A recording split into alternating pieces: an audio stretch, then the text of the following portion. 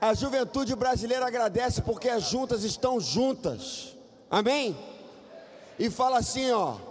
Aê, juntas. Tamo junto. Né?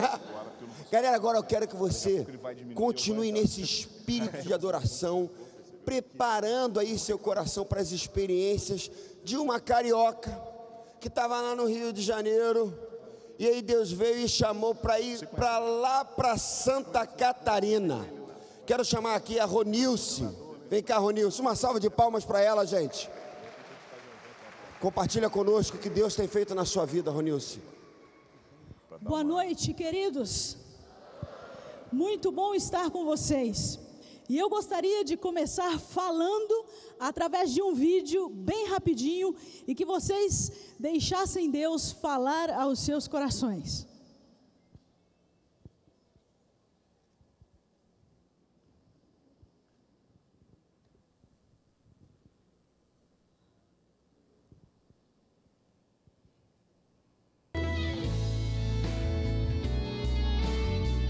Imagine uma imensa propagação do Evangelho de Nosso Senhor Jesus Cristo por todos os estados de nosso país.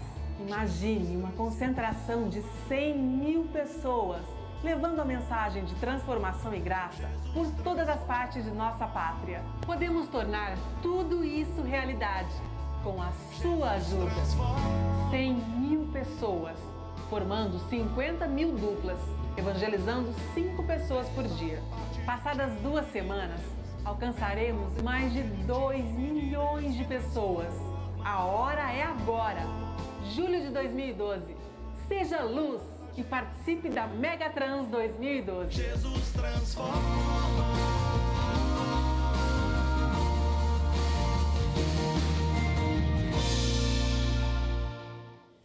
Quando eu vivo uma experiência como essa, eu estou voltando no passado, quando eu tinha apenas 14 anos de idade e participei do meu primeiro mutirão missionário.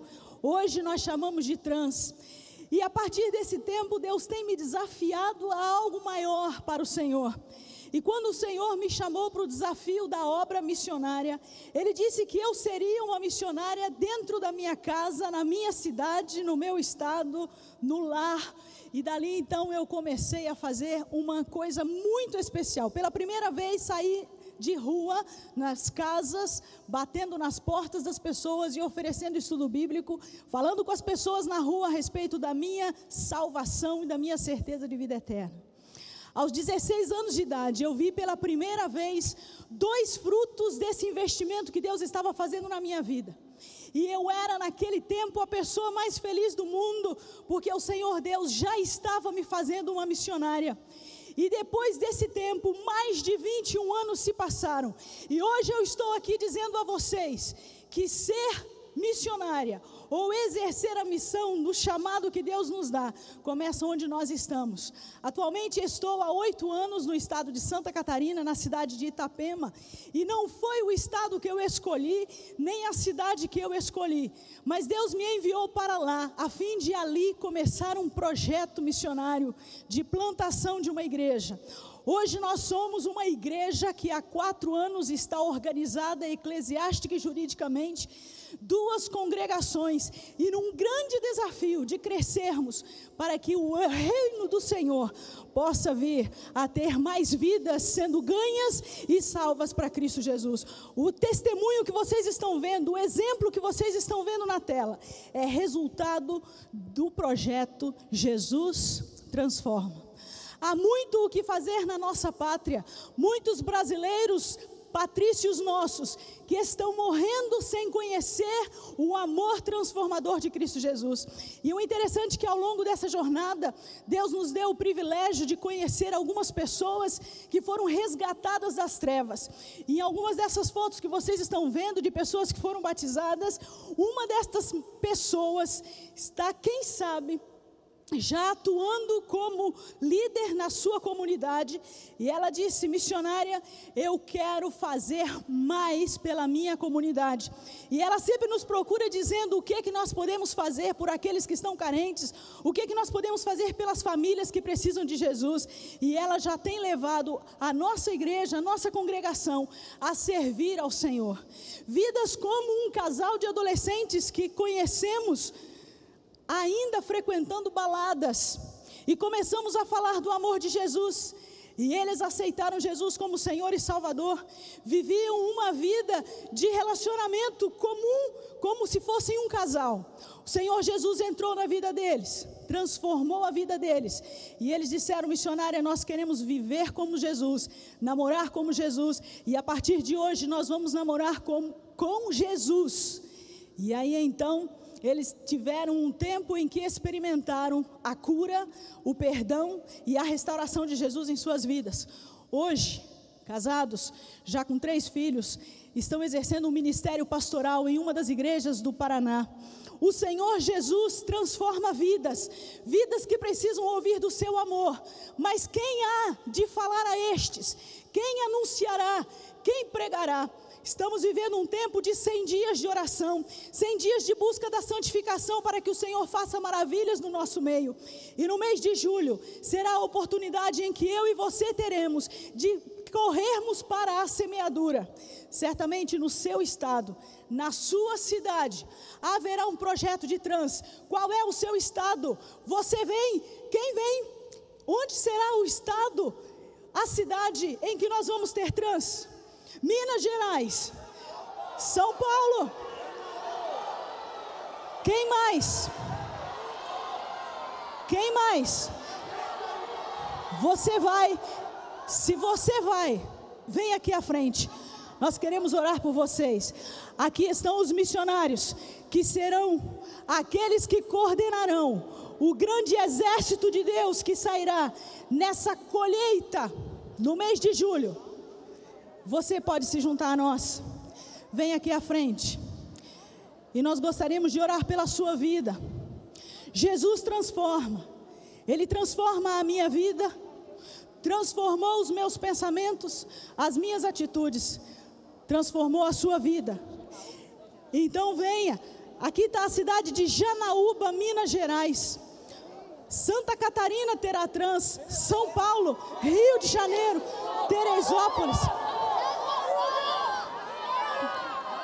Você, Sorocaba, glória a Deus, glória a Deus.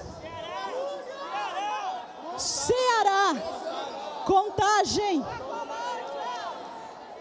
Seropédica, Minas Gerais. Venham mais, você também. Cabo Frio, no Rio de Janeiro, Piauí. Então vem para frente. Vem para frente. A Cristolândia de Brasília. Quero dizer uma coisa.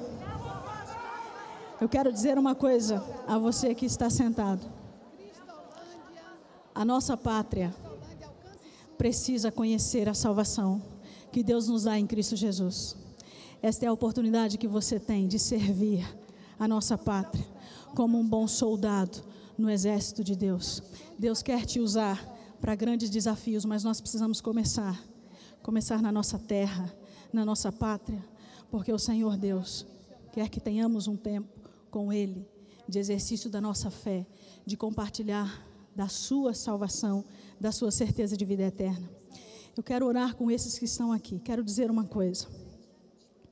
Você que está me vendo na internet, o endereço é www.sejaluz.com.br. Você pode clicar ali, .com, www.sejaluz.com. Você pode clicar ali no seu estado. Você pode fazer a inscrição e será um voluntário a participar. As bases, os coordenadores estão com os contatos ali e você pode participar desta grande colheita para o Senhor. Vocês que estão aqui, preencham essa ficha de inscrição E logo agora, após o culto, após essa programação, essa celebração, nós temos um stand ali do nosso lado esquerdo. E lá na nossa área de convivência, você poderá fazer automaticamente a sua inscrição com os missionários que vieram aqui à frente. Eu quero orar pela sua vida, quero colocar sua vida diante do Senhor. Você é um soldado de Deus. Não sei quanto tempo, onde e como Deus quer usar você, mas assim como nós temos sido ministrados aqui, não importa quem eu sou, o que eu sei, o que importa é que o Senhor é aquilo que Deus pode fazer a partir de mim. Vamos nos ajoelhar. Quero pedir ao pastor Jeremias que esteja orando, e nós vamos fazer uma oração de comissionamento desses voluntários. Pastor Jeremias, vamos consagrar a vida desses nossos queridos, desses nossos irmãos. Se durante o culto, em algum outro momento, você se sentir desafiado a fazer isso, não desista, porque precisamos completar os voluntários. Certamente aqui nós já temos, mas você está faltando. Venha, se junte a nós pela pátria para Cristo Jesus. Senhor nosso Deus, nosso querido Pai, nós agora, ó Pai, queremos orar, pedindo, ó Pai, pela vida destes jovens, homens e mulheres, servos do Senhor, que agora se apresentam, ó Pai, para servi-lo, evangelizando, falando do amor de Jesus àqueles que estão perdidos. Ó Pai, Tu sabes que esta causa não é nossa, mas ela é do Senhor.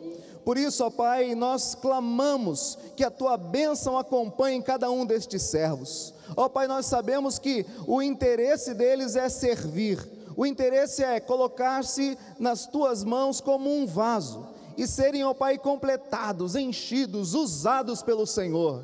Ó Pai, abençoa os Teus servos, que haja intrepidez, ó Pai, na pregação da Tua palavra, que não haja temor, mas que haja ousadia, que não haja medo, Senhor, mas que haja coragem em pregar, em falar, em compartilhar do amor que tem recebido do Senhor. Ó Pai, ajuda-os a dividirem aquilo que tem recebido do Senhor. Ó Pai, ajuda-os a ousarem com intrepidez, com coragem, com ânimo, com força, conduzindo aqueles que estão perdidos até os Teus pés. Ó Pai, eles enfrentarão obstáculos. Ó Pai, eles serão impedidos por forças inimigas, mas em nome do Senhor Jesus, nós repreendemos todo o mal em suas vidas, e pedindo, ó Pai, que nada impeça a ação desses servos na Tua obra. Ó Pai, ajuda também, abençoa também aqueles outros que por todo o Brasil têm se juntado a nós, têm dito: eu serei luz, eu serei luz,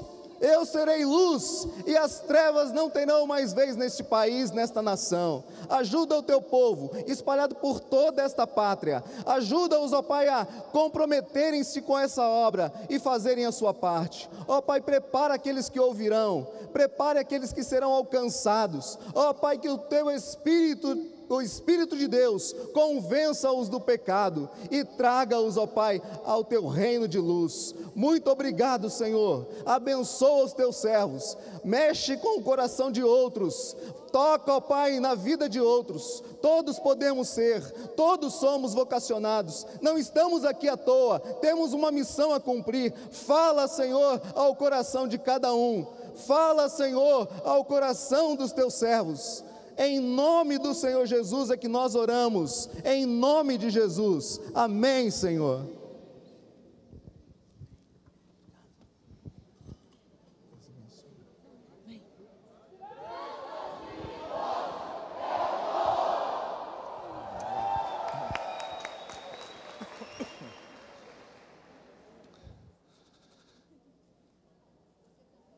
Amém. Estou indo também. Enquanto esses missionários lindos voltam para o seu lugar, essa é a visão que Jesus sempre sonhou para a sua igreja. Alguns que vão longe, outros vão mais próximo, mas todos envolvidos, não dá para ficar fora. Eu faço parte do plano de Deus para o mundo, e você? Amém? Esse é o slogan do setor de voluntários da Junta de Missões Mundiais. Eu faço parte do plano de Deus para o mundo, e você? Ontem vocês nos abençoaram aqui, oraram por mim, pela nossa equipe que está seguindo para Londres, Mas hoje eu queria falar em poucos minutos, um pouco mais do que o setor de voluntários lá da Junta tem feito em muitos lugares do mundo. Nós temos dentro do setor de voluntários um grupo de missionários muito específicos, que atende situações de países extremamente fechados para o Evangelho, onde os nossos missionários muitas vezes sequer podem penetrar. E nesses países a Junta de Missões Mundiais conta com você, porque onde um missionário não pode entrar por 2, 4, 8 anos, você e eu por 15, 20 dias, podemos entrar e fazer bastante coisa lá dentro. Além desses países fechados, a Junta de Missões Mundiais também está sempre atuante em países que sofreram uma catástrofe. Quando você lá em sua casa vê na televisão, na internet, a notícia de um grande terremoto, um tsunami ou qualquer outra desgraça que a cada vez mais acontece mundo afora, saiba que um grupo de missionários, seus irmãos em Cristo, estão se mobilizando e nas próximas horas estarão atendendo essas necessidades e indo para esses lugares. Um deles é o Haiti, onde nós já enviamos 4 caravanas, uma antes e 3 depois do terrível terremoto de janeiro de 2010. E para lá estamos indo muito em breve para fazer isso que você vai ver agora.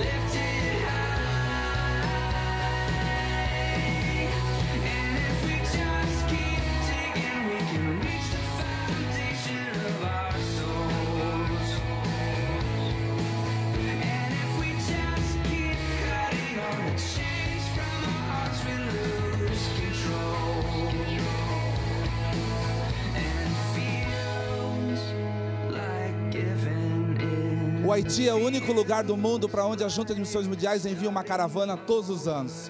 E agora você pode ver a razão disso. Eles precisam muito da nossa ajuda. E precisa ter muito peito para ir para o Haiti. O lugar é realmente muito carente, necessitado. E eles precisam de nós. O projeto do Haiti faz parte do que nós chamamos Tour of Hope, Caravana da Esperança, que são missionários que vão para países que sofreram uma grande tragédia. Isso começou em 2008, quando um pequeno país lá da Ásia, chamado Mianmar, um pequeno país sofreu um duro golpe, um ciclone que sempre atingia países próximos daquela região, naquele ano, decidiu mudar a sua rota e pegou de frente o pobre e despreparado país de Mianmar. Resultado da tragédia, mais de 300 mil pessoas mortas. Não bastasse todo o sofrimento, o governo comunista e tirano do país veio à mídia e disse que eles não precisavam de nenhuma ajuda. Nem a Cruz Vermelha, nem a ONU poderia pousar seus aviões para ajudar. Aí soubemos de uma missionária brasileira que estava próxima, reunindo esforços de ajuda, que a uma equipe de futebol brasileira eles concederiam visto para entrar naquele país. Chamamos os atletas de Cristo e numa parceria fantástica, enviamos uma equipe de futebol, que teve autorização do governo para entrar. Fizemos jogos, arrecadamos recursos, reconstruímos casas e escolas, e quando saímos de lá, na nossa esteira, pôde entrar um grupo de médicos e enfermeiros para fazer o trabalho missionário. E por falar de atletas de Cristo, nós da Junta de Missões Mundiais, o Tour of Hope, tem uma surpresa para você. Trouxemos alguém muito especial para estar conosco nessa noite, para falar o que é ser vocacionado em Cristo, a despeito de qualquer circunstância na sua vida. Esse jovem é nada menos do que campeão mundial dos 200 metros medley, recordista mundial e ouro nos 100 metros livres. É detentor do recorde mundial nas provas de 100, 200 livres, 100 costa e 200 metros medley, e recordista nos Jogos Pan-Americanos com 8 medalhas de ouro. Ele conquistou 9 medalhas nos Jogos Paralímpicos de Pequim em 2008, superando também o brasileiro Clodoaldo Silva. Ele é ganhador do Prêmio Laureus, considerado o Oscar do esporte, e em 2009 esse prêmio só foi concedido a 3 atletas antes dele: Pelé, Ronaldo e Bob Burnquist. Ao vencer os 200 metros e o revezamento 4x100 em Guadalajara, chegou a 11 medalhas de ouro. A revista americana Swimming World, na edição de janeiro, indicou ele como o maior nadador brasileiro e melhor atleta de 2011, mas o melhor título dele é que ele é seu e meu irmão em Cristo. Joga sua mão para cima, Daniel Dias.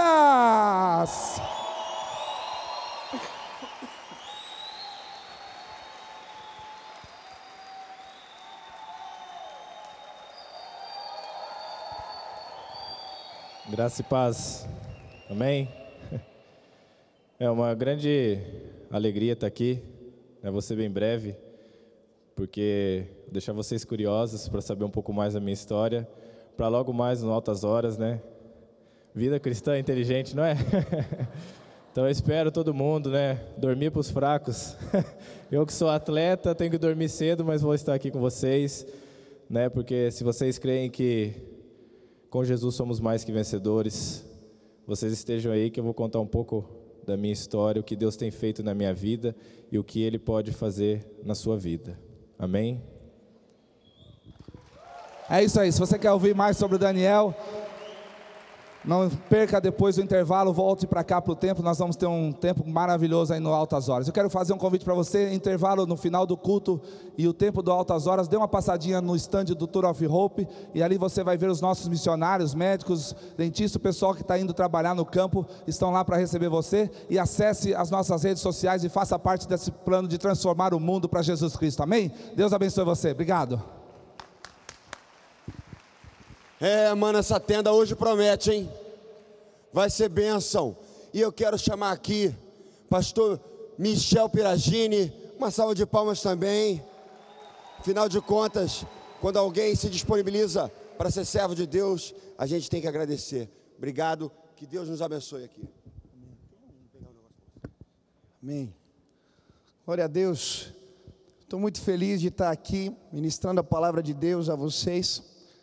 Ontem de madrugada eu vim para esse lugar e fiquei orando aqui.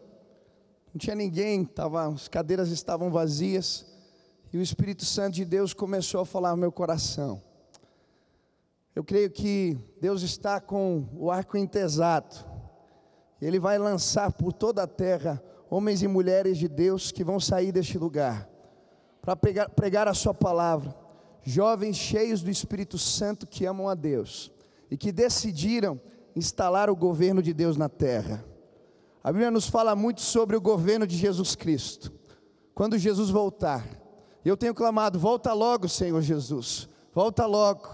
A Bíblia diz em Zacarias, no final daquele livro, que naquele dia as sinetas dos cavalos estará escrito: separado para o Senhor. As panelas de Jerusalém serão separadas pelo Senhor, porque toda a terra será tocada com a glória do Senhor.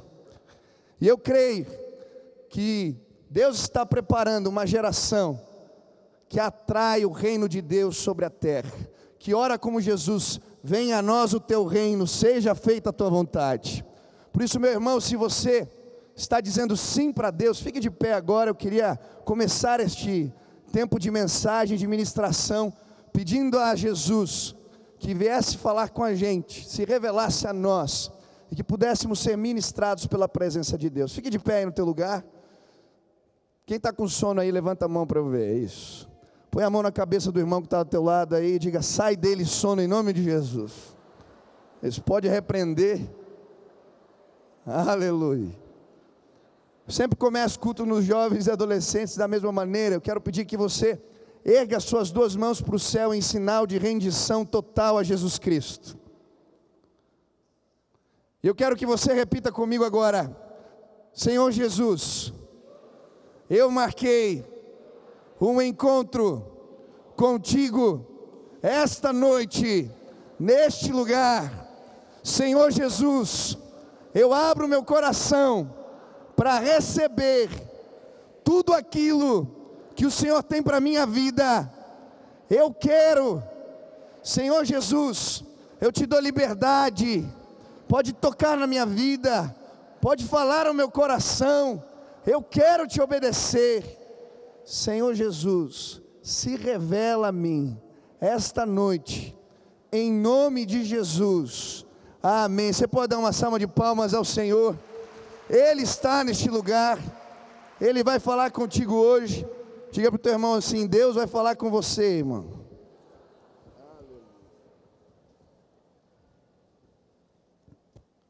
Eu comecei a pregar muito novinho, bastante cedo. Eu já ia em algumas igrejas ministrar, e eu lembro de um congresso que eu fui convidado por um pastor. Ele não me conhecia, mas alguém falou de mim para ele, ele me convidou.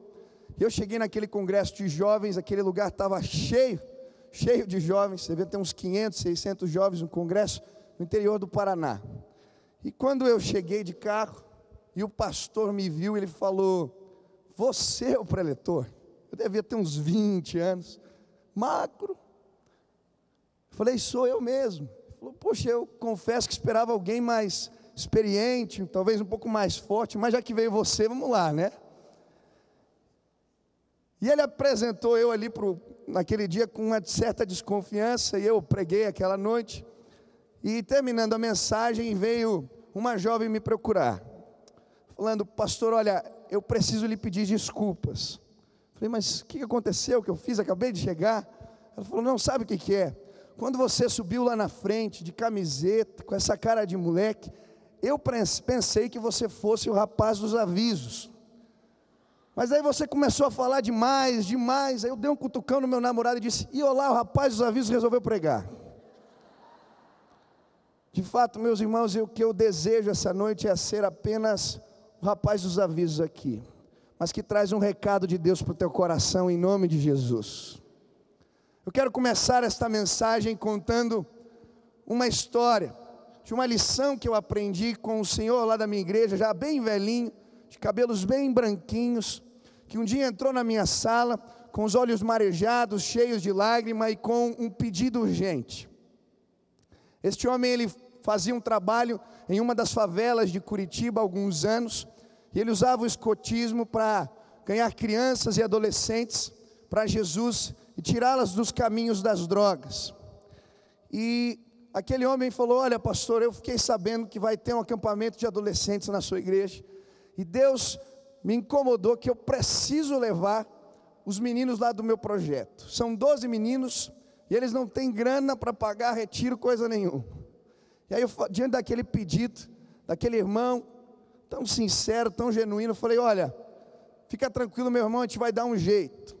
Fizemos aquele agito que você sabe como é que é antes de retiro, de congresso, cantina, lava-cara, aquela coisa toda. Levamos os 12 meninos no acampamento. Quando eu chego no quarto, a primeira noite, me apresentei aos meninos e pedi que cada um deles dissesse o seu nome, de onde vinha, quantos anos tinham. E um a um os meninos que estavam no meu quarto foram se apresentando. Até que um momento, desce um menino de uma beliche, um menino negro, bastante forte. Ele diz assim: pastor, meu nome é Urso, aquele ali é o Tuiuiu, o Pudim, o Estrela e o House. Nós somos do projeto de escoteiros do Seu Humberto. E viemos a convite deles. Eu abracei os meninos, falei: poxa, sejam bem-vindos, que bom que vocês estão aqui. E aí fui começar a devocional. Quando eu estou lendo a Bíblia, dou uma olhada assim, Urso com a mão levantada. Diz: que foi, Urso? O que aconteceu? Ele falou: pastor, sabe o que é? Eu queria pedir autorização para lhe chamar de chefe. Falei: por que isso, rapaz? Não, é que lá nos escoteiros a gente chama os nossos líderes de chefes. Posso te chamar assim? Eu falei: bom, fica à vontade, me chama como você quiser. Terminei a devocional, fui pôr a galera para dormir. Quem já trabalhou em retiro de adolescentes aqui, levanta as mãos. Meu irmão, se você quer provar a sua fé, testar se você tem os frutos do Espírito na sua vida, põe a galera de adolescentes aí para dormir em retiro. Não dá, é uma loucura. Travesseiro voando para um lado, galera fazendo bagunça, e você fala uma vez e o negócio não vai. Eu falei: Jesus, o que eu vim fazer aqui nesse lugar? E aí depois já de algum tempo, já cansado, o Urso desce da cama. Galera, todo mundo parou para ouvir. O negócio é o seguinte: o chefe mandou a gente dormir. Então vocês tratem de colocar a cabeça no travesseiro, todo mundo agora, e se esforçar para dormir, senão vocês vão se ver comigo. Meus irmãos, houve silêncio no quarto na mesma hora. Eu falei: meu Deus do céu, esse negócio de chefe funciona, vamos implementar aqui na igreja. E assim foi. Urso, Pudim, Estrela, Tuiuiu e House participavam de tudo no retiro. Das brincadeiras, dos cultos, eles estavam animados. E chegou a última noite, culto da fogueira. Nos reunimos ali ao redor da fogueira. Eu peguei um gravetinho e falei para os meninos: olha, quero desafiar vocês para confessar os pecados, deixar os pecados na fogueira. E eu estou ali falando, escuto um sussurro: ô chefe. E eu tentando falar: ô chefe. Falei: que foi, Urso? Posso dar um testemunho? Eu fiquei meio ressabiado assim, falei: bom, vai lá, Urso. Pegou o gravetinho e disse assim: eu vim aqui jogar esse graveto na fogueira, porque hoje eu quero entregar minha vida a Jesus Cristo. Lá na favela onde eu moro, eu sou amigo dos traficantes, eu estava envolvido com drogas, tinha uma vida toda errada. Mas hoje eu entendi que Jesus me ama. E eu quero deixar esse graveto na fogueira, porque eu quero entregar a minha vida a Jesus. Naquele dia, Urso, Pudim, Estrela, Tuiuiu e House entregaram a vida a Jesus Cristo. Quando nós voltamos para a igreja, Urso foi dar testemunho no culto. O Seu Humberto, aquele velhinho, estava lá. Os olhos dele brilhavam. Quando o Urso começou a falar, ele começou a chorar. Quando terminou o momento de testemunho, ele abraçou o Urso, pegou aqueles meninos com carinho, pôs numa Kombi, levou cada um deles para casa. No dia que eu batizei o Urso, o Seu Humberto estava lá. Ele não sabia o que fazia. E naquele dia eu entendi uma lição de Deus. Assim como o Seu Humberto foi resposta do Senhor na vida do Urso, do Pudim, do Estrela, do Tuiuiu e do House. Deus chamou a mim e a você para sermos resposta de Deus nessa terra. Repita comigo: eu, com Jesus, sou a resposta de Deus para este tempo. Eu, com Jesus, sou a resposta de Deus para esta geração. Eu, com Jesus, sou a resposta.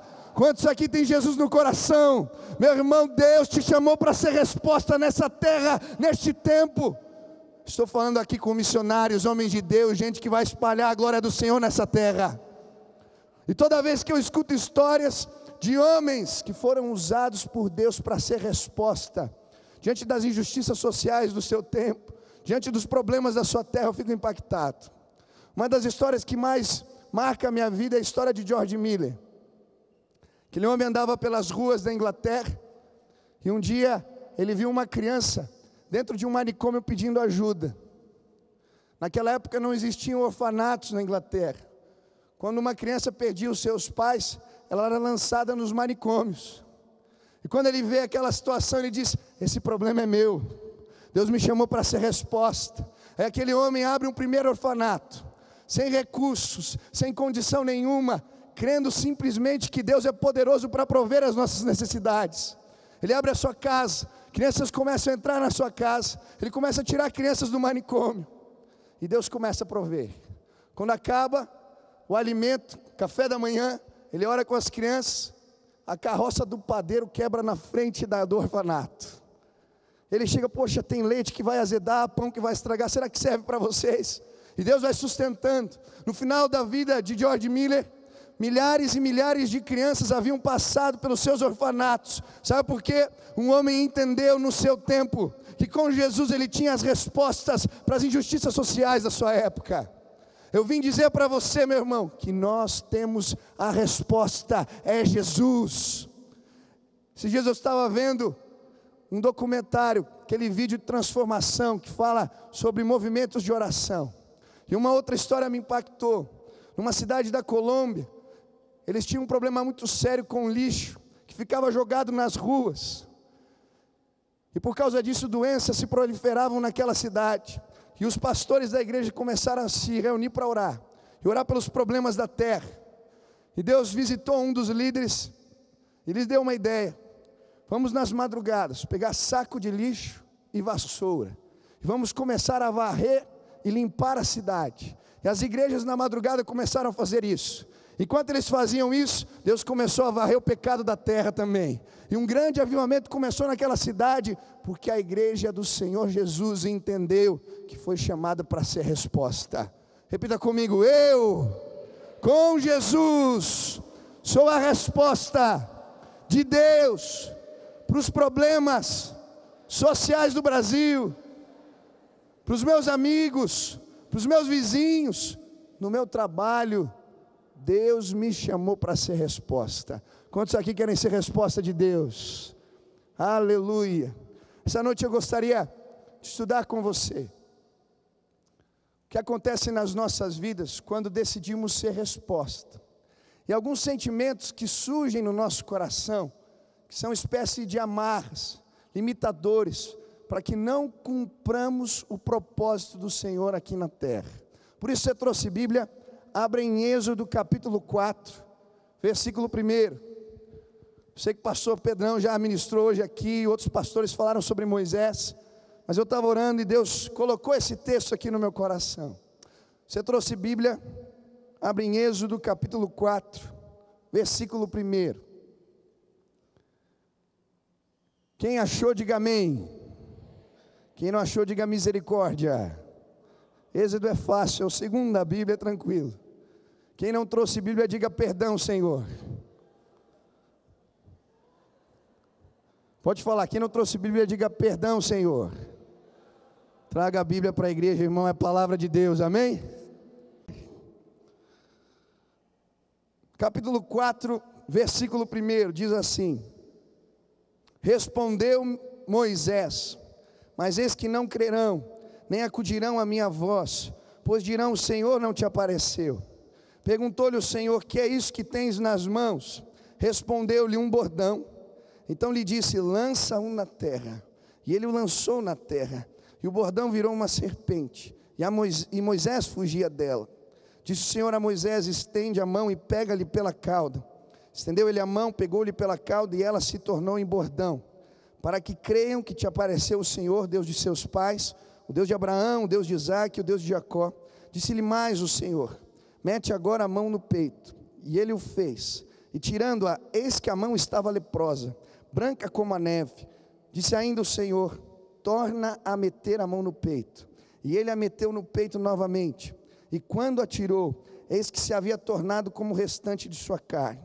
Se eles não crerem, nem atenderem à evidência do primeiro sinal, talvez crerão na evidência do segundo. Se nem ainda crerem mediante estes dois sinais, nem te ouvirem a voz, tomará das águas do rio, e as derramarás na terra seca, e as águas que do rio tomares, tornar-se-ão em sangue sobre a terra. O primeiro sentimento que a Bíblia nos apresenta nessa crise vocacional de Moisés. Ele estava aqui diante da sarça, Deus tinha se revelado a ele e tinha falado: olha Moisés, eu te chamei para ser minha resposta ao meu povo, que está lá no Egito, sobre o jugo de escravidão. Quero que você vá lá ser o libertador da casa de Israel. Quando Deus chama Moisés, ele entra numa crise de vocação. E alguns sentimentos tomam conta do seu coração. O primeiro sentimento que aparece, está logo no versículo 1. Ele vai dizer: mas eis que não crerão, nem acudirão à minha voz, pois dirão: o Senhor não te apareceu. O primeiro sentimento de Moisés é que eles não iriam o ouvir. E muitas vezes, quando Deus nos chama para ser resposta na vida de alguém, vem uma vozinha dizendo: as pessoas não vão te entender, eles não vão te ouvir, não vão te escutar, não tem jeito. Essa voz surgiu não só dentro do coração de Moisés, mas de muitos outros homens de Deus. Um exemplo para mim claro disso é a história de Jonas. Deus chama Jonas e diz: Jonas, vai a Nínive, eu quero te usar em Nínive. Mas eu creio que dentro do coração de Jonas surgiu esse mesmo sentimento: eles não vão me ouvir. Sabe por quê? Você sabe quem eram os ninivitas? Os ninivitas eram um povo inimigo do povo de Israel, um povo tremendamente cruel. Nas portas da cidade de Nínive existiam caveiras, crânios assim, empilhados já na porta da cidade para intimidar os inimigos.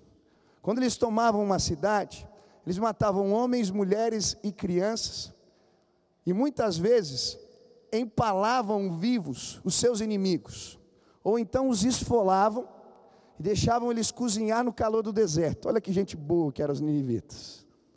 Quando Deus diz para Jonas: vai a Nínive, ele diz: eles não vão me ouvir, Senhor. Ele vai para o outro lado. Mas deixa eu te dizer uma coisa: quando Deus nos chama para ser resposta, não existe coração duro demais que Deus não possa quebrar. Você sabe o resto da história: ele é engolido por um peixe e é vomitado em Nínive. Eu estava pesquisando se eu encontrava histórias de pessoas que viveram a mesma situação que Jonas, foram engolidos verdadeiramente por peixes. E eu encontrei um artigo científico que contava alguns relatos de pessoas que viveram a mesma experiência.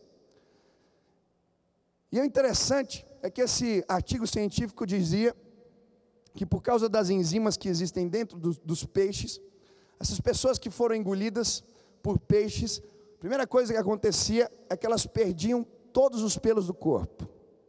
Você pode imaginar alguém careca, sem sobrancelha, sem pelo nenhum no corpo. Segunda coisa que acontecia, essas pessoas, elas perdiam toda a coloração da sua pele, ficavam albinas. Você pode imaginar o Michael Jackson careca, sem pelo no corpo, chegando em Nínive. E mais, sabe qual que era a imagem de divindade para os ninivitas? Um peixe. Quando Jonas diz: eu saí daquele cara, né? Aquele troço ali, né?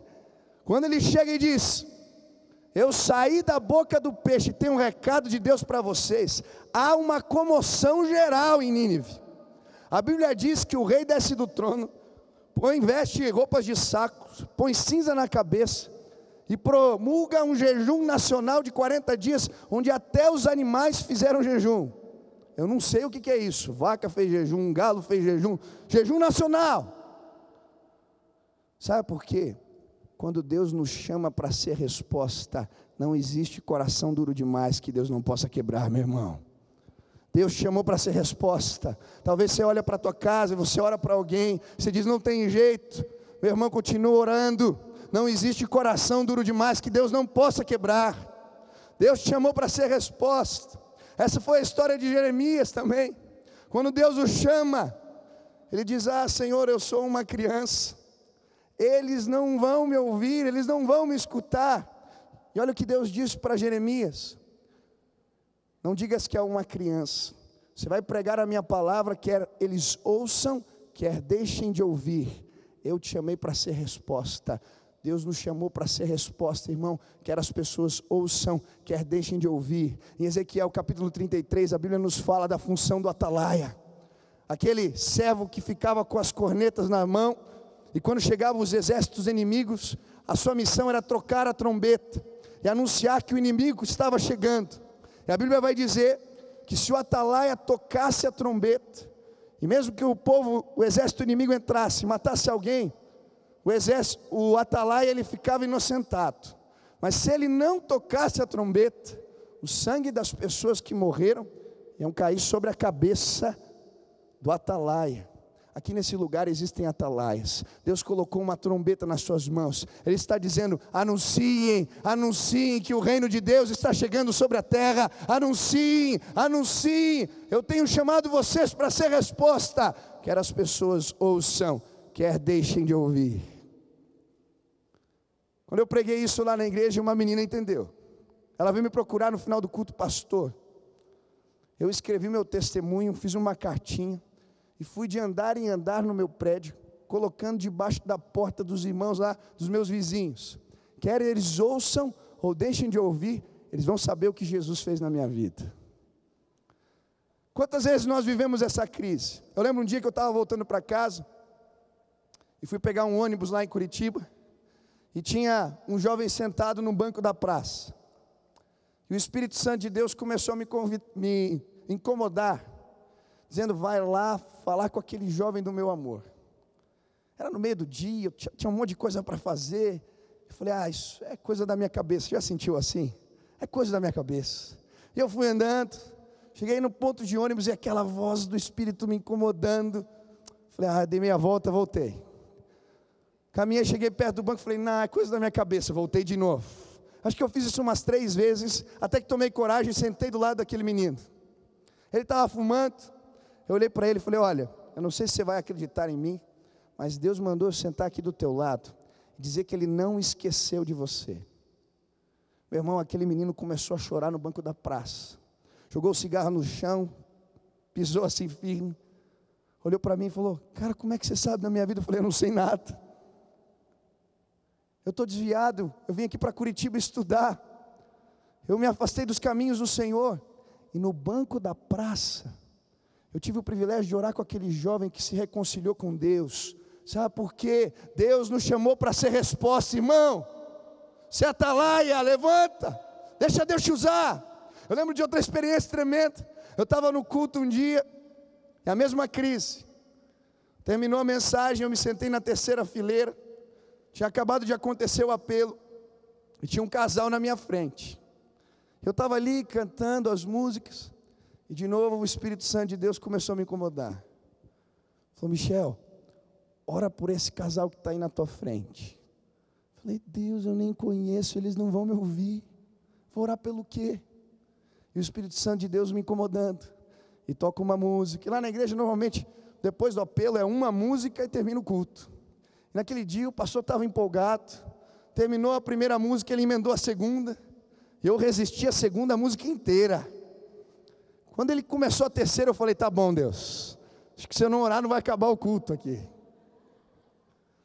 Eu cutuquei o casal ali e falei: posso orar por vocês? Eles eram estrangeiros, estavam vindo do Paraguai conhecer ali a igreja, não eram crentes. E eu comecei a orar, e no meio da oração o Espírito Santo de Deus falou para mim assim: ora para ela ter um filho. Eu falei: misericórdia, eu não conheço, não sei nem se ela quer um filho. E aquela voz do Espírito que você não aguenta. Eu pus a mão naquela mulher e comecei a orar: Deus, dá um neném para ela, toca o seu ventre. Na mesma hora aquela mulher desabou, começou a chorar um monte. Quando eu terminei a oração, ela: tanto tempo eu estou querendo ter um filho, mas eu tenho uma doença, contou lá a doença que ela tinha, eu não posso ter filhos. Eu falei: olha, Jesus me trouxe aqui para dizer que você vai ter um filho sim. Passado algumas semanas eu recebo uma ligação de uma irmã lá da igreja, que é parente dessa moça. Michel, lembra aquela moça que você orou no culto? Ela está grávida. Ela vai voltar do Paraguai quando o neném nascer para você apresentar a criança, porque ela quer que você dedique essa criança ao Senhor. Meu irmão, Deus nos chamou para ser resposta. Quando Deus te confrontar, te pedir algo, vá, faça, quer as pessoas ouçam, quer deixem de ouvir, Deus te chamou para ser resposta. Quantos aqui querem ser resposta de Deus? Diga: eu, com Jesus, sou a resposta de Deus para este tempo, para esta geração. Aleluia. Segundo sentimento que toma conta do coração de Moisés nessa crise vocacional é o sentimento de que eu não tenho os meios necessários para isso. Eu não tenho os recursos para fazer essa obra. Você pode imaginar Deus pedindo a Moisés: vai lá enfrentar o faraó, o exército do Egito. Eu fico imaginando ele pensando: Deus, eu não tenho uma espada, eu não tenho exército, eu não tenho nada. E sabe o que Deus diz para Moisés? Moisés, o que você tem nas mãos? Ele diz: Deus, eu tenho uma vara, um pedaço de pau. Nas minhas mãos, Moisés, é mais do que suficiente. Joga no chão a vara. Ele joga, vira em serpente. Pega de novo, ele pega pela cauda, vira bordão de novo. Deus estava dizendo para Moisés: nas minhas mãos, os teus recursos são mais do que suficientes. Muitas vezes, quando Deus nos chama para ser resposta na vida de alguém, a gente fica com medo. Eu não tenho os recursos, eu não tenho os meios necessários para isso. Meu irmão, você precisa entender que Deus faz milagres, como fez com aquele menino que tinha os 5 pães e 2 peixinhos. Tinha uma multidão, milhares de pessoas famintas. Aquele menino vê Jesus e fala: Jesus, eu tenho 5 pães e 2 peixinhos, será que dá para alguma coisa? Deus pega os 5 pães e 2 peixinhos e nas mãos de Jesus alimenta uma multidão de milhares de pessoas, ainda sobram 12 cestos, porque nas mãos de Deus o que nós temos é mais do que suficiente. Tem muito pastor e missionário, quando a gente é chamado, que fica com medo: eu vou passar fome, vai ser difícil, Deus está me dando uma ideia, um projeto, Deus, eu não tenho os recursos. Meu irmão, faz o que Deus está te mandando.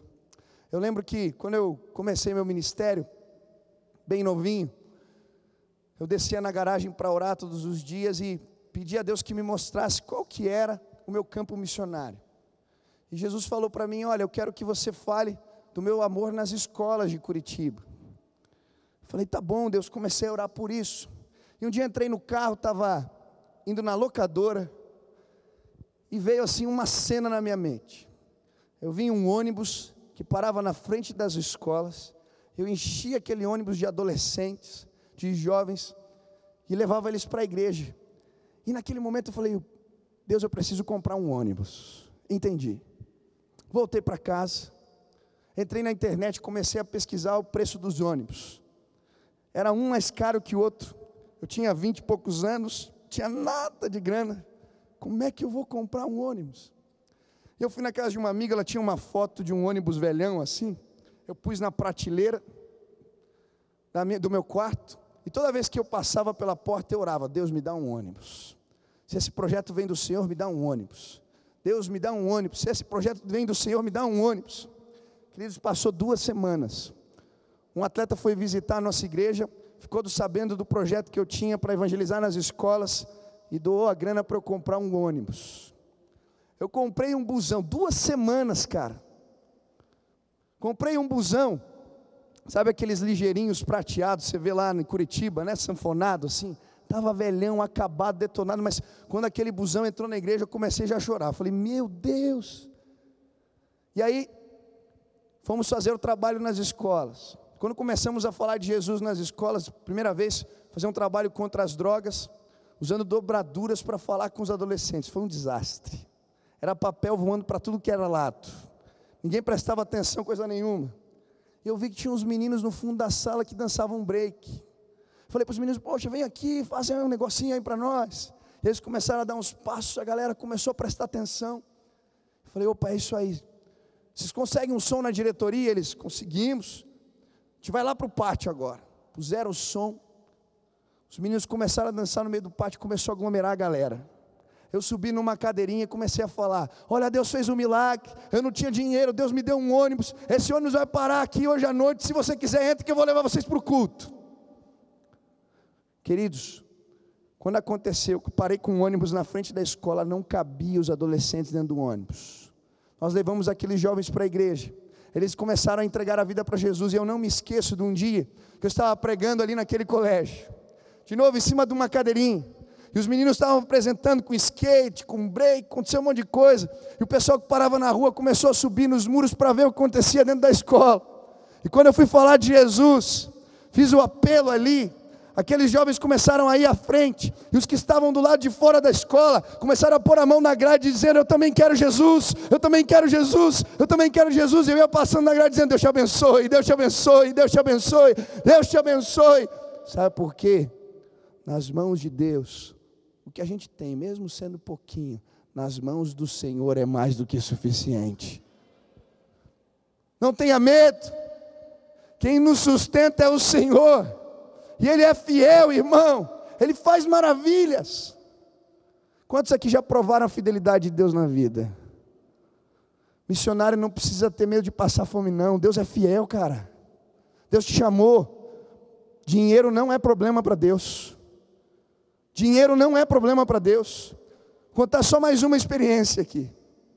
Estava pregando numa igreja em Florianópolis. Preguei sexta, sábado e domingo. O pastor me levou para conhecer os projetos sociais da igreja. Eles tinham um orfanato. Queriam ampliar o projeto, comprar um terreno e construir uma igreja maior. O pastor me mostrou tudo aquilo. No dia seguinte foi pregar na igreja. Estava ministrando à noite. No meio do sermão, Deus falou para mim: faz um momento de ofertório, para abençoar o orfanato. Falei: no meio da mensagem, Deus, faz um momento de ofertório. Parei, pedi para que alguém viesse tocar uma música, começamos o momento de ofertório. O pessoal foi trazendo ali as ofertas. Eu fui lá, abri a minha carteira, tirei 10, fui por lá. Quando eu estava voltando, Deus falou para mim assim: foi, Deus? Eu quero teu carro. Falei: meu carro? Te contar a história do meu carro. Não era o teu, né? Eu tinha um Astra verdinho, metálico. Antes de começar no ministério, eu tinha uma empresinha que ela deu certo no ramo de informática. Demorou para dar certo, mas quando deu, comecei a ganhar um certo dinheiro. Nada demais, mas consegui, eu tinha 20 anos, eu consegui comprar o Astra. E quando eu era adolescente, eu olhava para os carros assim, quando eu falava: quando eu puder ter carteira, eu vou comprar um Astra. Eu achava legal, aquele portezinho assim, né, aquele hatchzinho, pô, show de bola. Vou comprar esse carro. E Deus me permitiu comprar aquele carro, era o meu xodó. Eu estava lá no culto, Deus fala: dá o teu carro para a igreja. Eu falei: Senhor, mas nem a minha igreja. Lá também tem construção. Deus falou: é meu reino, cara. Faz o que eu estou te mandando. E eu fiquei me enrolando lá na frente, porque eu pensava: se eu falar que eu vou dar meu carro, eu vou ter que dar mesmo. E o pastor incomodado lá me olhando. Uma hora ele veio do meu lado, sabe aquela coisa, né? Esse menino, o que vai fazer da vida? Aí eu fui: pastor, Deus está me mandando entregar meu carro aqui para a construção da igreja, para ampliar o projeto social. Meus irmãos, foi um mover naquela igreja. As pessoas começaram a ir à frente, a entregar suas ofertas. Quando terminou o culto, estava saindo.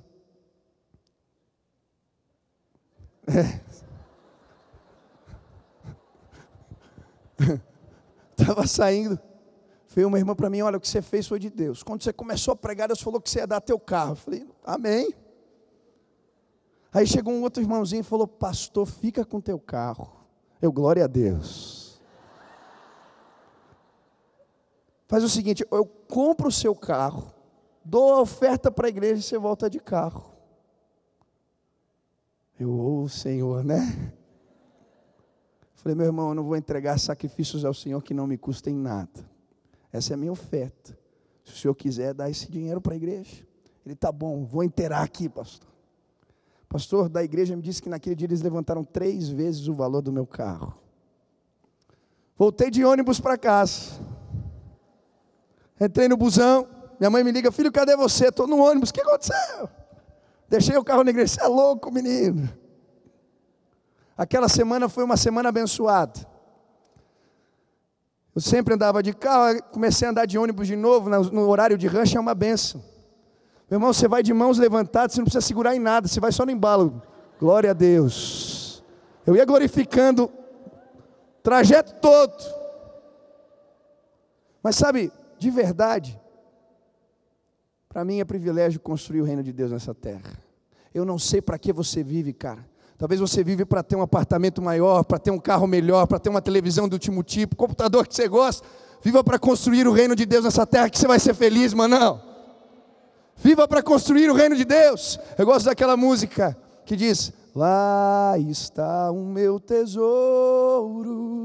lá onde não há choro, onde todos cantaremos juntos hinos de louvor. Lá está o meu tesouro, lá onde não achou, onde... Aleluia. Hinos de louvor ao Senhor. Viva para construir o reino de Deus na terra, vale a pena, irmão. Olha o que Deus fez. Eu não dei meu carro para receber nada em troca, mas Deus é tão bom,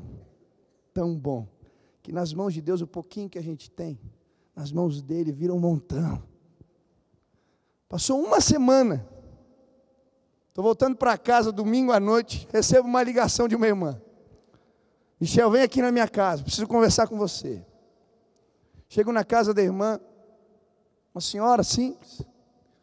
Ela disse para mim: meu filho, domingo passado, na hora do culto da noite, no momento da ceia, você estava lá em Florianópolis, Deus falou para mim: dá o teu carro para o Michel.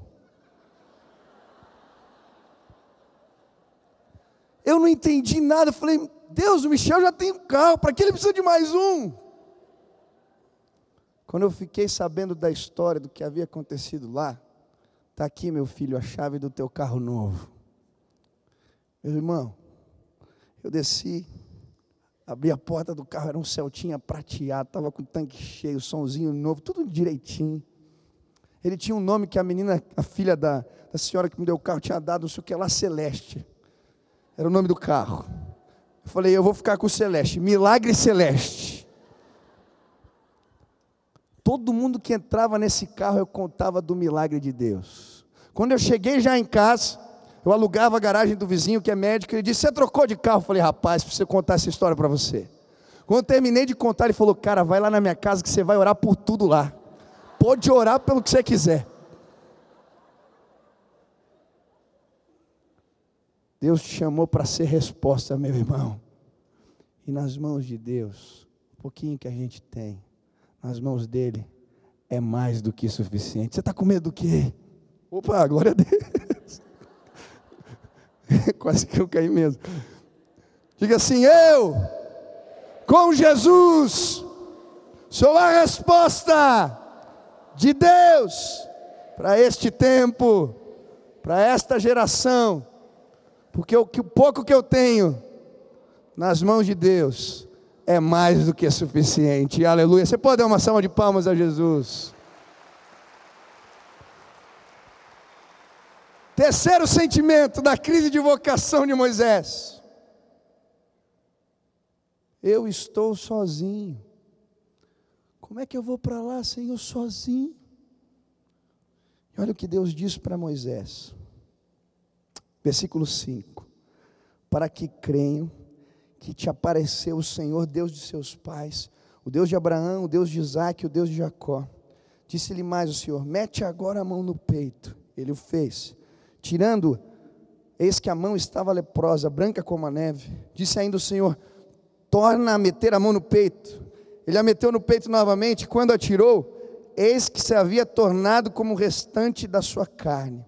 Se eles te não crerem, nem atenderam à evidência do primeiro sinal, talvez crerão na evidência do segundo. Olha o que Deus está dizendo para Moisés: meu filho, você não está sozinho. Põe a mão no peito aí. Ele põe. Tira, a mão está leprosa. Põe de novo. A mão está boa. Tira de novo, a mão está boa. Se esses sinais não forem suficientes, você vai tomar das águas do rio, vai jogá-las sobre a terra, elas vão se transformar em sangue. Sabe por quê? Você não está sozinho. Quem te chamou fui eu, e os meus sinais te acompanharão. Quando Deus nos chama para ser resposta, Ele vai na nossa frente, irmão. Você não está sozinho. Uma das histórias que me marca na Bíblia é a história do servo de Eliseu. Deus chamou aquele homem para ser resposta no seu tempo. E ele começa a profetizar e frustrar as emboscadas do rei da Síria. E por isso o rei da Síria manda uma tropa, um exército buscar Eliseu. E o servo de Eliseu acorda de manhã, vai fazer aquele Cooper matinal. E ele vê os exércitos da Síria. Ele volta correndo. Eliseu, homem de Deus, acorda. Os exércitos da Síria vieram te buscar. Levanta, homem. Eu creio que Eliseu devia ter um sono pesado. Ele vira para o outro lado e continua dormindo. Eliseu, você não está entendendo. Os exércitos da Síria vieram te buscar. E Eliseu não acorda. E ele insiste: homem de Deus, levanta. Eu creio que Eliseu deve acordar meio indignado assim. Olha para o servo e diz: Senhor, abre os olhos do teu servo para que ele veja as miríades e miríades que vieram lutar em nosso favor. Você não está sozinho. Outra história tremenda: Josué, ele olha para os muros de Jericó, um exército de ex-escravos, ele tem que tomar a cidade. Ele diz: meu Deus, o que eu faço agora? Deus lhe dá uma visão. Ele vê alguém, um guerreiro, com uma espada nua, perto dos muros de Jericó. Ele vai lá falar com aquele homem: você é um dos nossos, ou é um dos nossos adversários? Aquele homem lhe diz: não, retira as sandálias dos teus pés, porque o lugar onde pisas a terra santa. Eu sou o príncipe do exército do Deus vivo e acabo de chegar. Você não está sozinho. Assim como Deus disse a Josué: ser forte, corajoso, não temas nem te espantes, eu sou contigo por onde quer que andares. Deus está dizendo para você: se você andar na direção do meu propósito, você não vai andar sozinho. Talvez você chegou aqui como salmista, olhando para os montes e dizendo: da onde me virá o socorro? Da onde me virá o socorro? Deixa eu te dizer, o teu socorro vem do Senhor Deus que criou os céus e a terra. Não permitirá que os teus pés vacilem, não dormitará aquele que te guarda, pois é certo que não dormita nem dorme o guarda de Israel. Ele é a tua sombra, a tua destra, o teu vigia. Não permitirá que o sol te moleste de dia, nem de noite a lua. Ele guardará a tua alma, te guardará de todo mal, guardará a tua saída, a tua entrada, desde agora e para sempre, amém. Você não está sozinho. Deus te chamou para ser resposta. Vai, os sinais de Deus te acompanharão. Quando eu terminei de pregar essa mensagem, um dia veio um jovem me procurar: pastor, você disse que a gente não está sozinho. Onde é que Deus estava quando os meus pais se separaram? Onde é que Deus estava quando a gente enfrentou aquela crise financeira lá em casa, que a gente não tinha nem o que comer? Onde é que Deus estava quando eu tentando lá ter o meu relacionamento certinho, com a minha noiva, com a minha namorada, fazendo tudo direitinho, e os outros fazendo tudo errado, e eles eram abençoados? Onde é que Deus estava? E naquela hora veio um versículo da palavra de Deus no meu coração, 2 Coríntios capítulo 4, versículo 7. Tenho, porém, este tesouro em vasos de barro, para que a excelência do poder seja de Deus e não de nós. Em tudo somos atribulados, mas não angustiados, perplexos, mas não desanimados, perseguidos, mas não desamparados, abatidos, mas não destruídos, levando sempre o morrer de Cristo em nosso corpo, para que também a sua vida se manifeste em nosso corpo. E aí ele continua: as nossas leves e momentâneas tribulações produzem a nós eterno peso de glória, por isso andamos atentando para as coisas que não se veem, pois que as coisas que se veem são temporais, mas as que não se veem são eternas. Eu disse para ele: cara, você precisa subir na balança de Deus. Ele: como é que é? Você precisa subir na balança de Deus. E eu acho interessante que esse texto fala assim: as nossas leves e momentâneas tribulações produzem a nós eterno peso de glória. E a palavra glória na Bíblia, ela tem dois significados. No Antigo Testamento significa peso, no Novo Testamento significa brilho, luz. O apóstolo Paulo usa aqui peso de glória. Ele está se referindo ao sentido do Antigo Testamento. Sabe por quê? Os reis na antiguidade, eles ficavam sobre balanças. E os seus servos e os seus súditos lhes traziam presentes e colocavam do outro lado da balança. E quando a balança ficava equilibrada, esse era o peso da glória do rei. Olha o que Deus está dizendo a nós. O Senhor pega as nossas tribulações, as nossas dificuldades, e Ele coloca numa balança. E quando nós subirmos aos céus, formos chamados por Ele, Ele vai transformar as lutas que vivemos e passamos, aprovados pelo Senhor, em peso de glória. Deus um dia vai te dizer: entra no gozo do teu Senhor, servo bom e fiel, porque foste fiel no pouco, sobre o muito te colocarei. Eu não sei se você entendeu, quero te explicar de uma outra forma. Tem alguém aqui pequenininho? Um rapaz aí, uma criança talvez? Quem? Não, Pedrão não. Cadê? Hã? Vem alguém. Venha, mano, pode ser. Você é meio grandinho, mas vamos embora. Beleza.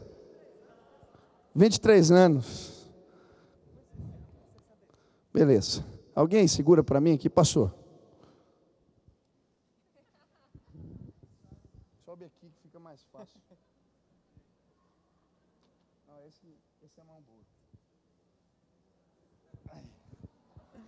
Olha o que a Bíblia está dizendo. Segura você agora aqui. Aí. As nossas leves e momentâneas tribulações produzem a nós eterno peso de glória. Meu irmão, quando você está sofrendo, Deus está vendo. Quando você se mantém fiel e se guarda para o casamento, Deus está vendo. Quando você glorifica ao Senhor, mesmo tendo crises na sua casa, financeiras, seus pais brigando, e você continua buscando ao Senhor, a Bíblia está dizendo, as nossas leves e momentâneas tribulações, um dia Deus vai colocar na balança dele, e isso vai virar em peso de glória. Eclesiastes nos diz que um dia, tudo que está oculto será revelado, tudo será revelado, e nós receberemos a nossa recompensa, porque Deus é justo. Ele está vendo, irmão, sobe na balança de Deus. Quem está sofrendo aqui, passando por dificuldades? Levanta as mãos aí, quem passa por dificuldades, por lutas. Você pode glorificar Deus comigo? Obrigado, Senhor, glória a Deus. Eu passo por lutas, eu passo por dificuldades, mas Deus é justo. Sobe na balança de Deus. Pastor, você não está entendendo. E se o meu problema for maior do que esse aí que você pegou? Alguém um pouquinho maior? Ah, Pedrão, acho que eu... Venha, irmão. Bom, ixi, é maior, hein? Olha lá, venha. Já veio. Sobe aí, manão. 120 quilos. Ô, não, aí é maldade. Segura aí.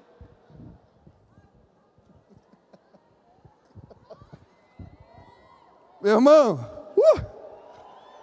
quanto maior o peso das tribulações, maior o peso de glória, irmão, aleluia. Deus é fiel. Aleluia. Você agora, meu irmão. Venha.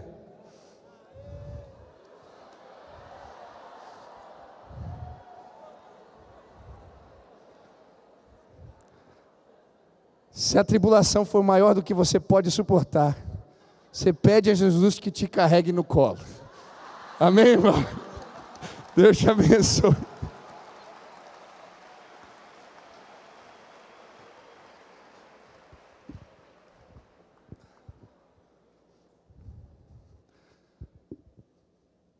Quem passa por lutas aqui? Dê glória a Deus. Eu tinha um amigo que eu apelidei esse cara de glória a Deus. Ele passava por dificuldades, ele dava glória a Deus. Eu nunca vi isso. Eu fui fazer uma viagem com esse cara. Nós íamos para Brasília para um congresso. Íamos ministrar lá. Comprei a passagem, tudo certo. Ele foi na minha frente. Cheguei no aeroporto, cancelaram o meu voo. Eu ligo para esse meu amigo: ô meu irmão, cancelaram o meu voo. Ele diz: glória a Deus. Falei: que foi, rapaz, você não gosta de mim? Falou: não, glória a Deus, Deus é fiel, fica tranquilo. Todas as coisas cooperam para o bem. Tá bom. Fui lá, fiz aquela correria, fala com a companhia, resumindo, consegui um voo que chegava antes, numa companhia melhor. Liguei de novo para ele, olha, cara, aconteceu isso. Ele: glória a Deus. Tá bom. Cheguei no congresso, participamos do primeiro dia, Deus agindo ali. Na hora de ir embora, convidaram a gente para ir numa churrascaria. Glória a Deus, né, irmão? Ela ficou feliz ali. E aí, chegamos lá, fomos no banheiro, tal, lavar a mão. Quando ele olha no espelho, ele falou: rapaz, esqueci minha jaqueta. Eu falei: isso, você perdeu, porque a gente não volta mais lá. Ele: glória a Deus. Falei: como assim? Minha mulher não gostava muito mesmo dessa camisa, tá tranquilo, essa jaqueta. Glória a Deus. Fomos comer. O pessoal que nos recepcionou falou: pastor, fica tranquilo. Pode comer à vontade aí que a gente vai pagar a conta no final. Eu: glória a Deus. Comemos, churrascaria bacana, legal. Quando terminamos de comer, cadê o irmão que disse que ia pagar a conta? Foi embora. Aí fomos lá no caixa, olhei para o meu irmão: quem vai pagar a conta? Ele disse: glória a Deus. Pagou para mim e para ele. Eu: beleza. Fomos para o hotel, estava tarde, fomos dormir. E a gente ficou batendo papo, falando de projeto missionário. E esse meu amigo, ele ri alto pra caramba, e eu falo alto pra caramba. E eram umas 3 horas da manhã, de repente bate alguém na porta. Falei: olha lá, rapaz, você fica rindo alto demais, vieram reclamar da gente aqui. Aí fui na porta.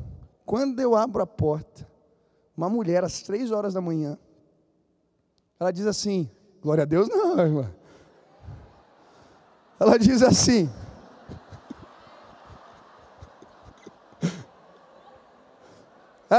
posso usar o telefone? Eu: Jesus amado, é o peludo.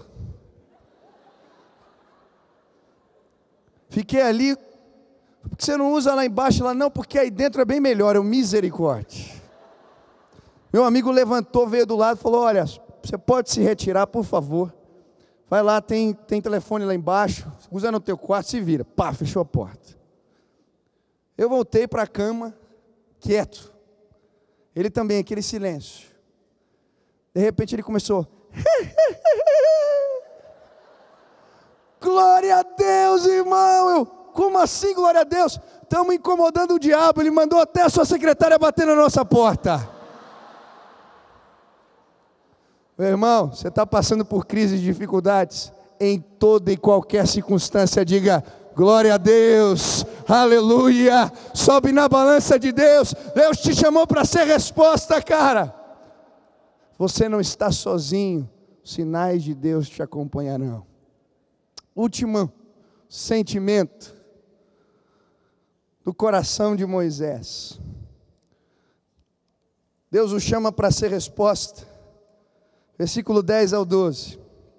Diz assim: então disse Moisés ao Senhor: Senhor, eu nunca fui eloquente, nem outrora, nem depois que falaste ao teu servo, pois sou pesado de boca e pesado de língua. Respondeu-lhe o Senhor: quem fez a boca do homem? Ou quem faz o mudo, ou o surdo, ou o que vê, ou o cego? Não sou eu, Senhor? Vai, pois, agora, e eu serei com a tua boca, e te ensinarei o que hás de falar. O último sentimento de Moisés foi: eu tenho grandes limitações, eu não tenho como servir ao Senhor. Deus, eu sou gago, eu matei um homem no Egito, enterrei, debaixo da areia, bateu o vento, todo mundo descobriu o meu pecado. Como é que eu vou voltar para aquela terra, Senhor? Eu tenho grandes limitações, não dá. Deus diz algo a Moisés: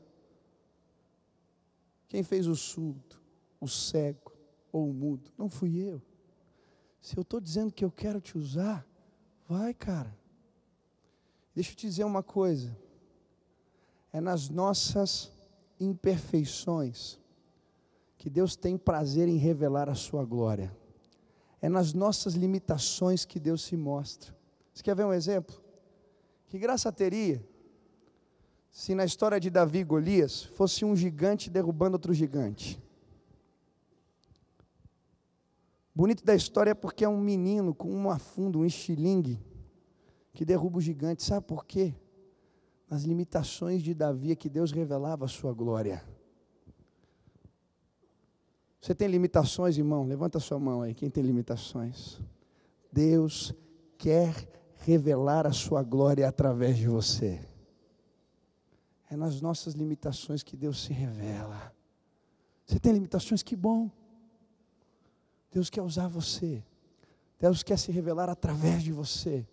Deus usa gente imperfeita, que tem pecados, que tem problemas. Basta a gente dizer: Senhor, eis-me aqui, me usa. E uma das histórias que eu acho mais bonitas, que nos fala desse favor de Deus, dessa ação de Deus, mesmo em meio às nossas limitações, foi quando Martin Luther King, ele começa o processo de lutar contra a segregação racial nos Estados Unidos, e ele resolve fazer o boicote aos ônibus. Uma senhora havia sido coagida por um branco para se levantar num ônibus, para dar lugar para aquele senhor sentar. E ela se recusa e vai parar na delegacia. Martin Luther King começa um processo, divulgar um boicote aos ônibus. Em algumas semanas, começam a quebrar as empresas que patrocinavam esse serviço nos Estados Unidos, porque a maioria das pessoas que usava ônibus naquela época eram os negros. E uma senhora está andando já bem velhinha, com muita dificuldade. Ela está voltando do trabalho para casa. Ela vai andando, com muita dificuldade. E vem um jornalista: senhora, por que a senhora não pega o ônibus? Por que você não vai para casa de uma forma mais simples? E aquela mulher andando. Aquela mulher vira para o jornalista e diz: meu filho, eu estou andando pelos meus netos, eu estou andando pelos meus filhos, eu estou andando para ver uma América livre. Hoje o presidente dos Estados Unidos é um negro, porque pessoas cheias de limitações entenderam que podiam ser resposta de Deus no seu tempo. Você tem limitações? Deus te chamou para ser resposta, irmão. Eu queria terminar essa mensagem chamando uma amiga minha para cantar aqui. Quero que vocês recebam a Jaqueline. Vem, Jaque.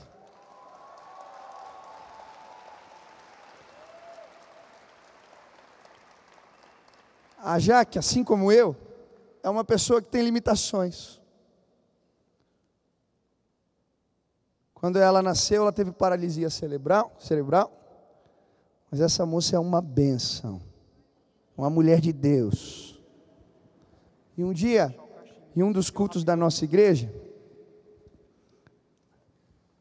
ela falou assim: olha, Deus está colocando no meu coração o desejo de cantar. E quando ela começou a cantar lá na igreja, o Espírito Santo de Deus começou a mexer nos nossos corações. Porque essa moça, que tem suas limitações, assim como eu, ela entendeu que com Jesus ela pode ser resposta do Senhor nesse tempo, para esta geração, na vida de pessoas. Enquanto a Jaque canta aqui, eu queria que você deixasse o Espírito Santo de Deus falar com você e te mostrar o quanto você pode fazer diferença nesse tempo, Se simplesmente você disser: eu, com Jesus, sou a resposta de Deus. Amém. Vamos ouvir a Jaque cantar.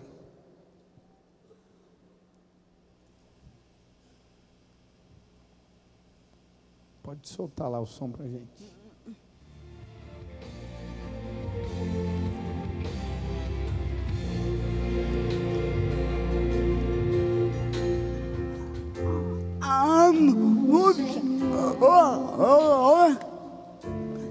Nessa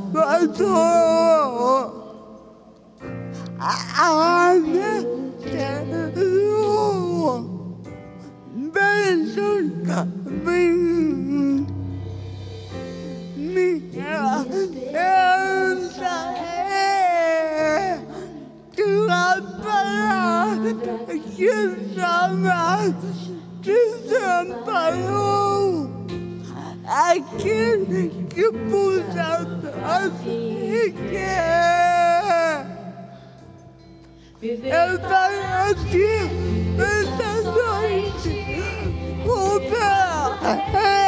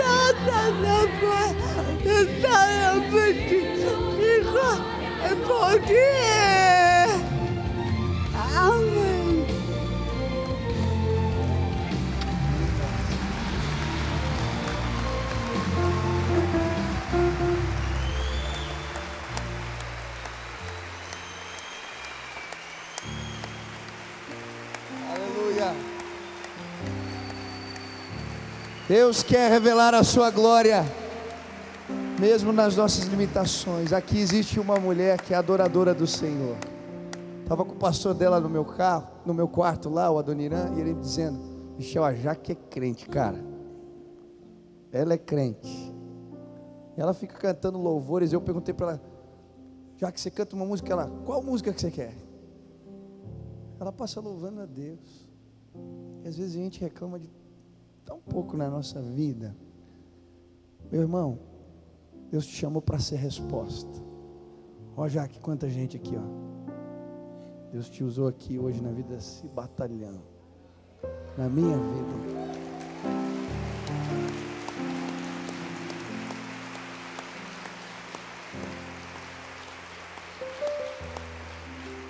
Repita comigo: eu, com Jesus, sou a resposta de Deus para este tempo, para esta geração. Eu, com Jesus, sou a resposta de Deus para o Brasil. Ah, meu irmão, Deus vai começar um avivamento nessa terra, porque tem jovens que entenderam que podem ser resposta. Diz aí para nós, Jaque: eu com Jesus sou a resposta. Eu com Jesus sou a resposta. Amém. Queria terminar esse culto orando por você. Você que quer dizer: eu quero ser resposta a Deus, eu quero ser resposta. Quero as pessoas ouçam, deixem de ouvir. Eu quero fazer tua obra. Eu não tenho os recursos necessários, mas Senhor, o Senhor tem todo o domínio nos céus e na terra. O pouco que eu tenho nas tuas mãos é mais do que suficiente. Senhor, eu estou indo porque eu sei que eu não estou sozinho. O Senhor vai comigo. Senhor, eu tenho limitações, mas revela a sua glória, mesmo nas minhas limitações. Se você quer dizer isso ao Senhor, declarar junto comigo: volta logo, Jesus, volta logo, instala o teu governo nessa terra. A Bíblia fala da volta de Jesus, fala coisas tão lindas. Quando Jesus voltar, o governo da paz se instalará sobre a terra.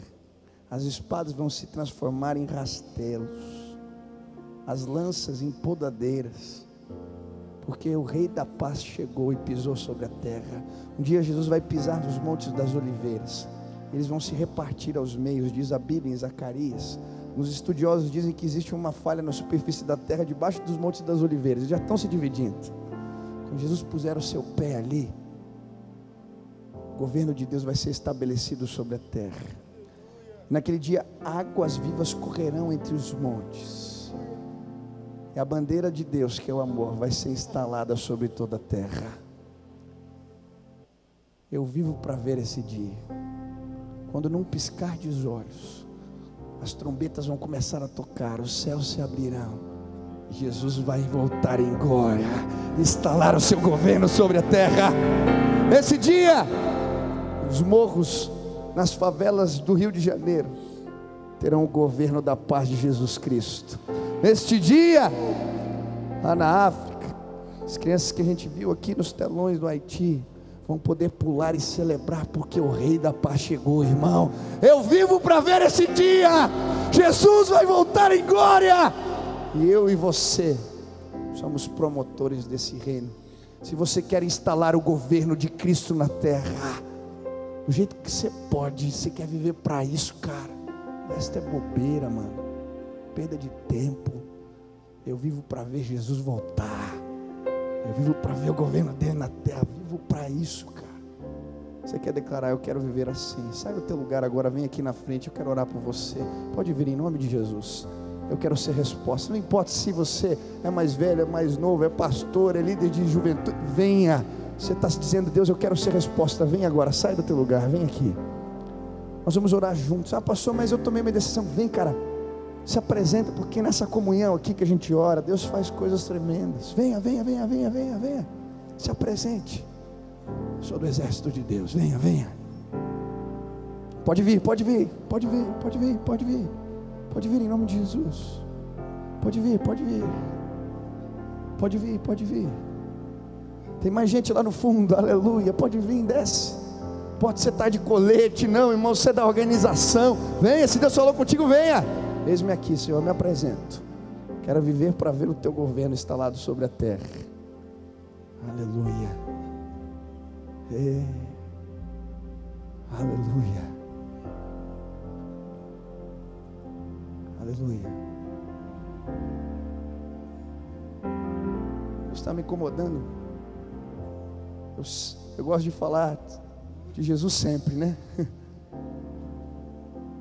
Eu sei que é um congresso de vocacionados, mas existe alguém aqui, neste lugar, que o governo de Jesus ainda não foi instalado na vida? Deixa eu dizer uma coisa, irmão. Aceitar Jesus não é fazer uma oração lá na frente, nem ir na igreja toda semana. Jesus é Senhor da tua vida. Ele é Senhor da tua vida.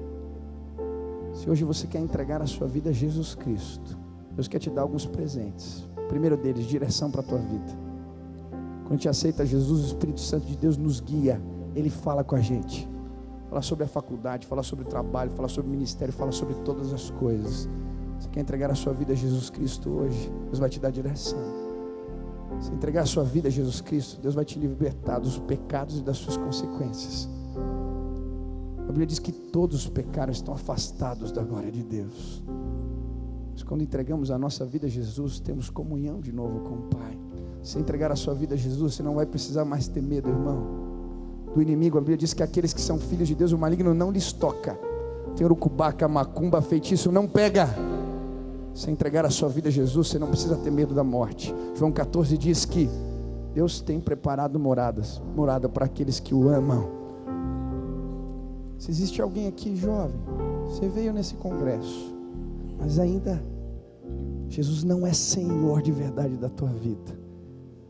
Hoje Deus vai instalar o governo dele na tua história. Se tem alguém aqui, levanta a mão bem alta, eu quero orar por você. Tem alguém aqui nesse congresso que quer entregar a vida a Jesus Cristo? Nem que seja uma pessoa. Deus vai ter festa nesse lugar. Pode erguer tua mão bem alta. Eu quero entregar a minha vida a Jesus Cristo. Eu quero entregar a minha vida a Jesus Cristo. Aonde você está? Dê um aceno assim com a mão. Eu quero. Tem alguém aqui? Eu quero. Hoje eu decidi. Minha vida não revela a glória de Deus. Eu quero. Tem alguém? Pega a sua mão assim bem alto, bem alto. Quero orar por você. Aleluia. Quer as pessoas ouçam ou deixem de ouvir. Prega o evangelho, irmão. Quero orar por você. Baixa tua cabeça, fecha os teus olhos. Eu queria orar. A Ana Alzira está por aqui, Ana? Eu? Queria orar por você. Senhor Jesus, tem uma multidão aqui na frente. Jovens, adolescentes, homens e mulheres que vieram se apresentar e dizer: Deus, eu quero viver para instalar o teu governo sobre a terra. Eu quero viver.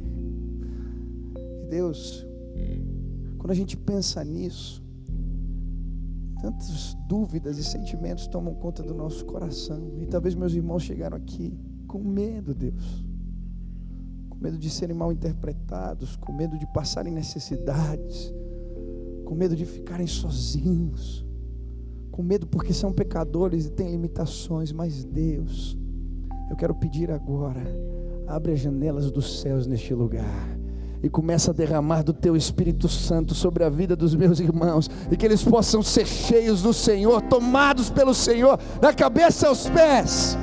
E Deus, onde esses jovens andarem, por onde eles passarem, que o teu nome seja exaltado, que o Senhor seja glorificado, porque o Senhor, o Rei da paz, habita no coração deles. Eu quero pedir agora, traz fé ao coração destes jovens, traz fé aos nossos corações, Pai, que possamos parar de olhar para baixo, olhar para as nossas limitações, mas olhar para o alto, olhar para a grandeza do nosso Deus.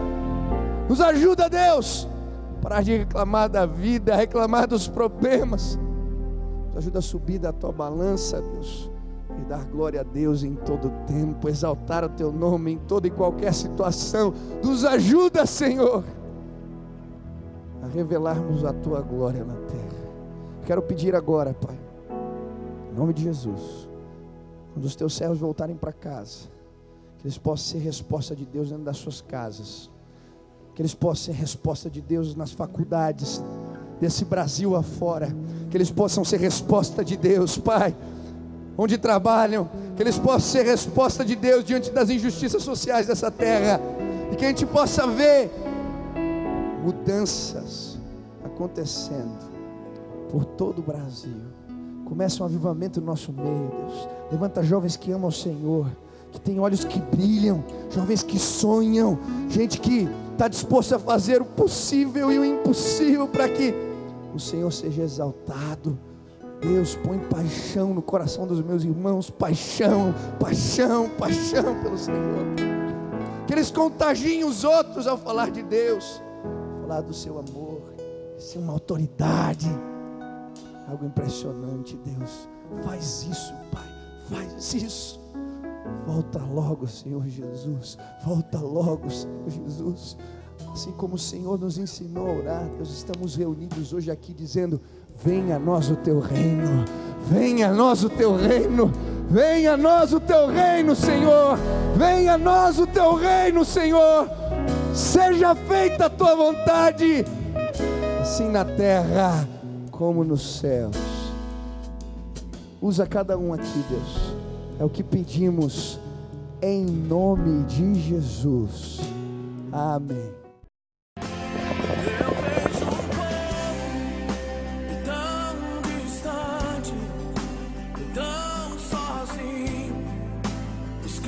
Salvação.